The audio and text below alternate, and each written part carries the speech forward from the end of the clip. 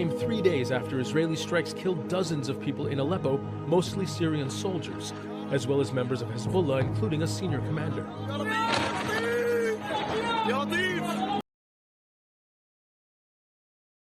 Halo, baru-baru ini kita lihat ya ada ketegangan Iran-Israel itu. Iya, yang dimulai dari serangan ke konsulat di Suriah itu kan? Betul, terus Iran bales pakai ratusan drone sama rudal. Nah, yang agak aneh, Israel kok malah lapor ke PBB, ke Dewan Keamanan. Biasanya kan mereka agak cuek ya. Iya juga ya. Ini menarik sih. Mungkin ini nunjukin kalau Iran itu ya cukup diperhitungkan gitu. Sampai Israel pun merasa perlu lewat jalur formal. Nah, itu dia pertanyaannya buat Anda. Kenapa sih Iran ini kayaknya penting banget, bahkan mungkin ditakuti Israel atau dianggap ancaman serius sama AS? Oke. Untuk jawab itu, kita kayaknya perlu lihat jauh ke belakang. Ke akarnya, ke sejarahnya. Setuju.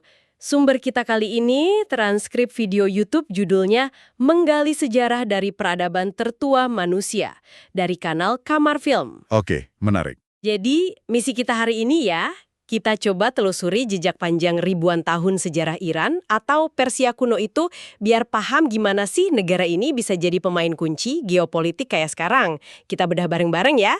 Siap. Jadi, sumber ini langsung bilang kalau Iran, atau dulu Persia ya, itu rumah peradaban besar tertua. Ini kita bicara ribuan tahun sebelum Masehi loh. Wah, ribuan tahun. Iya. Bahkan filsuf Hegel sampai bilang Persia itu bangsa bersejarah pertama. Ada bukti artefak sampai 100.000 tahun lalu. Itu kan, wah, lama sekali. 100.000 tahun. Gila, itu bukti apa aja biasanya? Ya, artefak-artefak kuno lah. Nah, terus ada peradaban Elam awalnya. Lalu muncul bangsa Media dan Persia.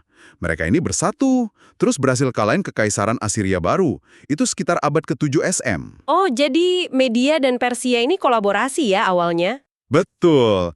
Dan bangsa Media inilah yang dianggap pendiri kekaisaran Iran pertama. Jadi fondasinya itu udah, wah, dalam dan tua banget. Luar biasa. Bangsa bersejarah pertama, kata Hegel, itu bukan klaim sembarangan ya. Terus, nah muncul kekaisaran Ahemeniah kan, yang terkenal banget itu. Iya, Ahemenia. Itu dipimpin Kores Agung atau Kores II, yang dikenal bijak dan toleran. Oh ya, sering dengar soal Kores Agung. Terus putranya menaklukkan Mesir, betul, Kambisus II. Tapi puncaknya itu di bawah Darius I. Wah, itu kekaisarannya membentang luas banget. 3 benua. Eropa, Asia, Afrika. 3 benua. Itu berarti negara adidaya pertama di dunia dong ya? Bisa dibilang begitu. Mereka punya administrasi yang canggih, bangun ibu kota baru kayak Susa dan Persepolis yang megah itu. Bahkan ada cikal bakal ide terusan Suez dari zaman Darius I. Wow, jadi soal infrastruktur dan administrasi udah maju ya dari dulu? Iya. Nah, insight penting nih kayaknya. Sejak awal, Iran atau Persia ini udah nunjukin kapasitas administrasi kekaisaran yang hebat dan visi geopolitik luas. Ini kayak semacam, apa ya, DNA kekuatan besar yang mungkin ke bawah sampai sekarang, DNA kekuatan besar. Oke. Tapi kan kekaisaran sehebat Akhemenia pun ada tantangannya ya, perang sama Yunani itu kan? Nah, iya. Perang Yunani-Persia itu jadi awal tantangan besar buat mereka. Dan akhirnya, kekaisaran ini runtuh juga. Runtuh. Digantikan siapa? Ditaklukkan sama Alexander Agung dari Makedonia.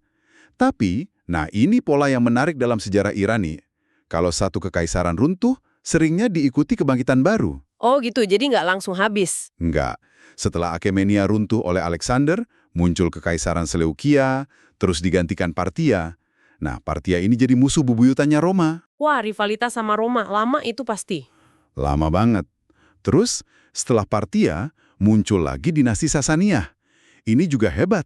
Mereka nyaingin Roma dan penerusnya, Bizantium, selama lebih dari 400 tahun. Peradaban Persia bisa dibilang mencapai puncak lagi di era Sasania ini. Jadi, jatuh bangun tapi terus bangkit lagi ya. Keren juga ketahanannya. Insight penting lagi nih. Berarti Iran punya sejarah panjang rivalitas sekaligus ketahanan ngadepin kekuatan barat. Dari Yunani, Roma, sampai Bizantium. Tepat sekali. Pola itu kelihatan banget. Oke, terus apa titik balik besar berikutnya setelah era Sasania yang jaya itu? Nah, ini titik balik yang paling fundamental mungkin ya. Penaklukan oleh pasukan Muslim di bawah Khalifah Umar bin Khattab. Itu di abad ke-7 Masehi. Oh, masuknya Islam. Iya. Ini mengakhiri Kekaisaran Sasania dan memulai proses Islamisasi Iran. Nah, ini krusial banget. Peristiwa ini sampai sekarang dipandang secara beragam di Iran modern. Maksudnya beragam gimana? Ada yang lihat ini sebagai berkah, datangnya Islam gitu kan. Tapi ada juga yang menganggapnya sebagai, ya semacam kekalahan, kehilangan identitas Persia kuno. Jadi ada dikotomi pandangan gitu. Dan ini masih terasa dalam identitas nasional mereka sekarang. Wah, menarik. Jadi ada semacam perdebatan internal yang panjang soal ini ya. Oke, terus setelah Islamisasi, gimana perkembangan Iran? Setelah itu, Iran melewati berbagai dinasti Islam. Ada juga masa-masa sulit, kayak invasi Mongol oleh Genghis Khan, terus Timur Leng. Itu destruktif banget. Iya, invasi Mongol kan terkenal brutal ya. Brutal. Tapi lagi-lagi, Iran ini nunjukin ketahanan. Mereka bangkit lagi. Muncul dinasti Safawi di abad ke-16. Nah, ini penting banget. Karena Safawi ini dianggap sebagai pendiri Iran modern. Pendiri Iran modern, kenapa? Karena merekalah yang menetapkan Islam Syiah sebagai agama resmi negara. Ini yang kemudian membentuk identitas unik Iran di tengah mayoritas Sunni di kawasan Timur Tengah. Ah, oke. Jadi penetapan Syiah itu kunci identitas modernnya ya. Ya. Terus setelah Safawi? Setelah Safawi, muncul dinasti Qajar. Tapi dinasti Qajar ini dianggap agak lemah. Nah, di masa inilah pengaruh Eropa, terutama Inggris dan Rusia, mulai kuat masuk ke Iran. Kenapa mereka tertarik minyak ya? Salah satunya iya. Sumber daya alam, terutama minyak bumi, dan juga lokasi strategisnya. Kelemahan Qajar ini akhirnya membuka jalan buat Reza Khan. Reza Khan, siapa itu? Dia tokoh militer yang kemudian ngambil alih kekuasaan dan mendirikan dinasti Pahlavi, jadi Reza Shah Pahlavi. Dia ini memulai modernisasi besar-besaran, tapi sifatnya otoriter. Modernisasi macam apa? Fokusnya nasionalis, sekuler, militeristik. Dia coba bangun Iran modern meniru Barak, tapi caranya keras. Insight di sini, upaya modernisasi paksa ini, meskipun tujuannya baik mungkin ya, buat majuin Iran, tapi menimbulkan gesekan kuat sama kelompok tradisional dan agamais. Bisa kebayang sih konfliknya? Terus nasib Reza Shah gimana? Dia akhirnya digulingkan oleh sekutu pas Perang Dunia Kedua, karena dianggap pro-Jerman. Terus digantikan sama putranya, Muhammad Reza Pahlavi. Nah, ini nama yang sering kita dengar kalau bicara revolusi Iran. Betul sekali. Kebijakan Shah Muhammad Reza yang sangat pro-barat, gaya hidupnya yang mewah, dan pemerintahan yang represif, itu akhirnya memicu kemarahan rakyat. Puncaknya revolusi Islam 1979 ya? Iya, dipimpin oleh Ayatollah Khomeini yang pulang dari pengasingan. Iran berubah total. Dari monarki pro-barat jadi republik Islam teokratis.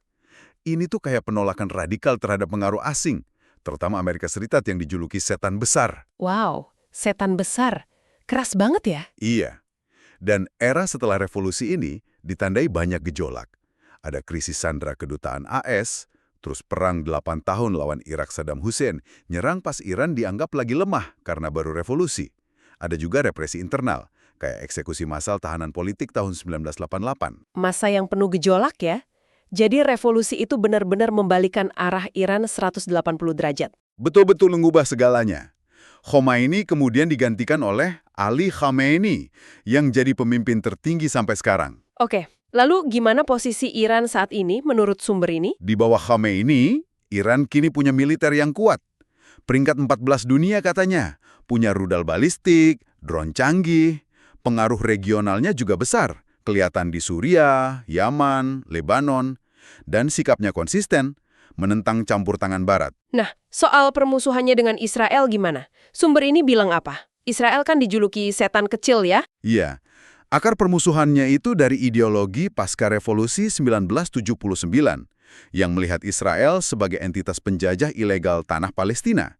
Nah, soal serangan April 2024 kemarin, sumber ini melihatnya murni sebagai balasan atas serangan Israel ke konsulat Iran di Suriah. Jadi bukan intervensi langsung untuk isu Palestina saat itu. Oke. Jadi jelas sekarang ya gambarannya. Kekuatan dan pengaruh Iran hari ini itu bukan sesuatu yang muncul tiba-tiba kemarin sore. Sama sekali bukan. Ini berakar dari sejarah ribuan tahun, sebagai pusat peradaban, kekaisaran besar, dengan ketahanan yang luar biasa dan identitas nasional yang ya sangat kuat. Jadi Apa artinya semua ini buat kita yang ngamatin? Artinya kalau mau paham langkah Iran di panggung dunia, kita harus lihat lebih jauh dari sekedar berita utama hari ini. Perlu lensa sejarah yang panjang. Betul. Dan yang menarik di sini adalah gimana sejarah panjang ini siklus kebangkitan perlawanan terhadap dominasi asing itu seolah membentuk semacam DNA Iran gitu ya. Mereka cenderung independen, curiga sama kekuatan luar. Masuk akal sih kalau lihat sejarahnya. Iya kan? Ini juga menjelaskan kenapa perubahan drastis kayak revolusi 1979 itu bisa terjadi. Dan bisa secara fundamental mengubah hubungan Iran dengan dunia luar, termasuk yaitu tadi dengan Israel. Sejarah ini kunci banget buat memahami kompleksitas tindakan Iran sekarang. Wah, penelusuran dari sumber ini benar-benar bahwa kita melintasi ribuan tahun ya, dari peradaban kuno sampai geopolitik modern. Mengingat pola sejarah Iran yang kita bahas tadi, siklus jatuh bangun, ketahanan, kebangkitan kekaisaran di tanah, itu ada satu pertanyaan terakhir nih buat Anda renungkan. Apa tuh? Kira-kira transformasi besar apa lagi ya yang mungkin menanti Iran di masa depan? Dan gimana dampaknya nanti buat mengubah lagi lanskap regional atau bahkan mungkin global? Sesuatu untuk Anda pikirkan lebih lanjut.